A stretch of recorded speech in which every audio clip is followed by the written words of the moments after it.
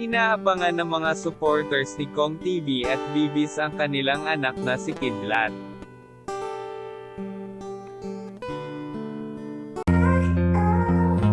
Welcome to Sikat Story.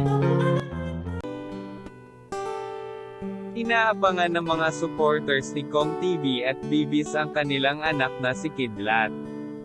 Ngayon araw nga mangganganak si V. Kaya naman biglang natuwa ang mga fans nang makita ang picture ni V na may kamay ng baby. Hindi pa nga pinapakita sa publiko ang itsura ni Kidlat.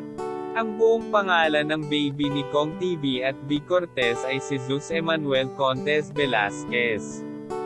Makikita sa video ni V na sobrang happy ni Kong TV dahil sa paglabas ni Kidlat. At pasan-pasan ito. Kita-kitang kung paano magiging mabuti daddy si Kong TV at hindi na siya kapitbahay ngayon.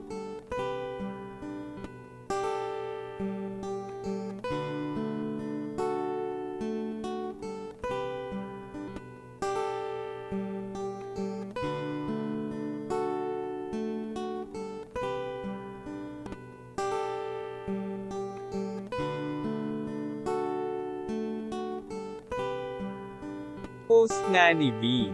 Kayong dalawa ang mundo ko. Salamat Lord, salamat sa biyaya. Kidlat. Trending ito dahil sa napakabuti nilang magulang, at marami silang natulungan at napasaya. More blessing pa.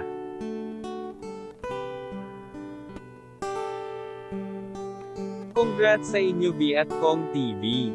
Yan lang chika. Halina't mag-like, share and subscribe. Thank you.